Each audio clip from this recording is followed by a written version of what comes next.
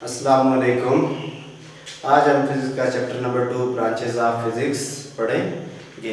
अब फर्स्ट हमने introduction to physics में हमने देखा कि फिजिक्स किस तरह से अनकवर पिक्चर ऑफ वर्ल्ड को कवर करती है। अब फिजिक्स अकेले ये सारा काम नहीं कर सकती थी, इसलिए क्या किया गया, फिजिक्स को डिफरेंट ब्रांचेस में डिवाइड किया गया। अब वो ब्रांचेस कौन कौन सी हैं जो आपकी टेक्स्ट बुक में गिवन है।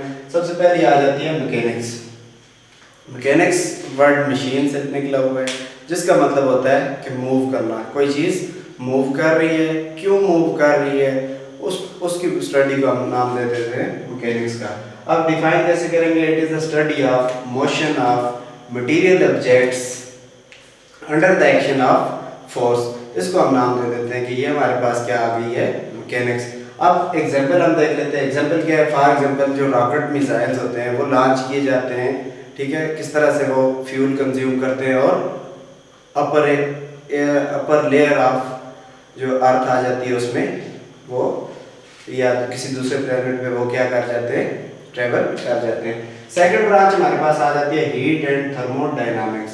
हीट एंड थर्मोडायनामिक्स में हम किस चीज़ को स्टडी करते हैं? इसमें हम स्टडी करते हैं कि हीट क्या होती है और ये किस तरह से दूसरी फॉर्म में क्या हो जाती है, ट्रांसफर हो जाती है। इसकी एग्जांपल हम कैसे देखते हैं? इसकी एग्जांपल में हमारे पास बेस्ट एग्जांपल आ जाती है। फॉर एग्जांपल जो व्हीकल्स होती है ये फ्यूल को कंज्यूम करते हुए रन होती है। थर्ड हमारे पास ब्रांच आ जाती है ऑप्टिक्स। अब ऑप्टिक्स फिजिक्स की वो ब्रांच है जो स्टडी करती है लाइट की डिफरेंट प्रॉपर्टीज को। अब लाइट की बेसिकली ड्यूल नेचर होती है, ये एज अ वेव भी बिहेव करती है और ये एज अ पार्टिकल भी बिहेव करती है। अब इसकी डिफरेंट प्रॉपर्टीज है। For example light reflection show करती है, रिफ्रैक्शन कब शो करेगी, इसी तरह डिस्पर्शन कब शो करेगी। ये सारी प्रॉपर्टीज ऑफ लाइट को जो ब्रांच स्टडी करती है उसको हम नाम दे देते हैं ऑप्टिक्स का। नेक्स्ट हमारे पास जो ब्रांच आ जाती है electricity and magnetism. Electricity and magnetism क्या है? फॉर एग्जांपल आपके घरों में लाइट आ रही है, वो कैसे आ रही है, इसकी स्टडी को हम किस चीज़ का नाम दे देते हैं? Electricity and magnetism. अब होती क्या है, किस तरह से डिफाइन करेंगे? It is the study of relationship between electricity and magnetism. अब इसकी एग्जांपल क्या आ जाती है? वर्किंग ऑफ जो जनरेटर है वो इलेक्ट्रिसिटी एंड मैग्नेटिज्म की एक एग्जांपल है। नेक्स्ट ब्रांच हमारे पास आ जाती है एटॉमिक फिजिक्स। अब एटॉमिक फिजिक्स क्या होती है? It is a branch of physics which deals with the study of individual properties of atoms. कि एटम्स की इंडिविजुअल प्रॉपर्टीज को जो ब्रांच स्टडी करती है उसको हम नाम दे देते हैं एटॉमिक फिजिक्स। नेक्स्ट हमारे पास आ जाती है न्यूक्लियर फिजिक्स।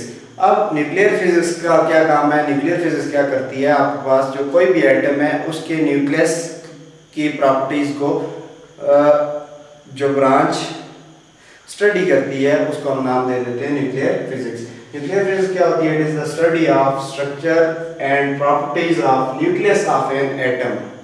कि कोई भी एटम है उसका स्ट्रक्चर किस तरह का है, एटम का जो न्यूक्लियस है उसका स्ट्रक्चर किस तरह का है और उसकी क्या क्या प्रॉपर्टीज है, इसको जो ब्रांच स्टडी करेगी उसको हम बोलेंगे न्यूक्लियर फिजिक्स। अब इसकी एग्जांपल क्या आ जाती है? मैग्नेटिक रेज इमेजिंग, इसी तरह न्यूक्लियर पावर जनरेटर्स इसकी एग्जांपल आ जाते हैं। नेक्स्ट ब्रांच हमारे पास आ जाती है सॉलिड स्टेट फिजिक्स।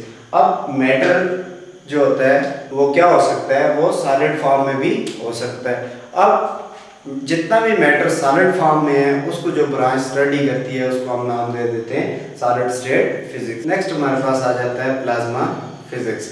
अब प्लाज्मा फिजिक्स क्या होती है? अब सबसे पहले प्लाज्मा क्या होता है? प्लाज्मा होती है, अब मैटर जो होता है, मैटर की आपके पास कितनी टाइप्स होती है? Matter can be solid, liquid, gas, 3 आपने पढ़ी होंगी। जबकि मैटर की चौथी फॉर्म भी हो सकती है जिसको हम प्लाज्मा स्टेट ऑफ मैटर बोलते हैं, ठीक है। अब प्लाज्मा स्टेट ऑफ मैटर क्या होती है? कि study of ionised state of matter, इसको हम नाम दे देते हैं कि ये हमारे पास क्या है? Plasma physics. इसी तरह एस्ट्रोफिजिक्स आपके पास क्या होती है? फिजिक्स की वो ब्रांच जो स्टडी करती है हेवनली बॉडीज को और interaction between matter and energy out of earth, आपकी अर्थ सरफेस से बाहर, उस ब्रांच को हम नाम दे देते हैं एस्ट्रोफिजिक्स। उसके बाद आ जाती है जियोफिजिक्स।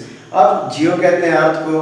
अब फिजिक्स की वो ब्रांच जो अर्थ की डिफरेंट प्रॉपर्टीज, फॉर एग्जांपल जो आपके पास अर्थक्वेक्स आते हैं वो क्यों आते हैं, अब इन रीज़न को, या आपके पास जो समुद्र में जो आपके पास टाइडल फिनोमेना होता है, अब इन कैरेक्टरिस्टिक्स को अर्थ की जो ब्रांच स्टडी करती है उसको हम नाम दे देते हैं geophysics.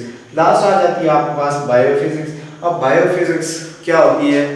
It is the study of physics which deals with the application of physics in biology। अब बायोलॉजी में भी फिजिक्स की बहुत सारी एप्लीकेशंस हैं, फॉर एग्जांपल डिफरेंट इंस्ट्रूमेंट्स हैं, उनको आपने अगर यूज़ करना है तो आपको फिजिक्स आनी चाहिए। अब उन सारे इंस्ट्रूमेंट की स्टडी या इन सारे इंस्ट्रूमेंट के पीछे जो फिजिक्स है उस स्टडी को हम नाम दे देते हैं biophysics. So that was all about branches of physics. Thank you.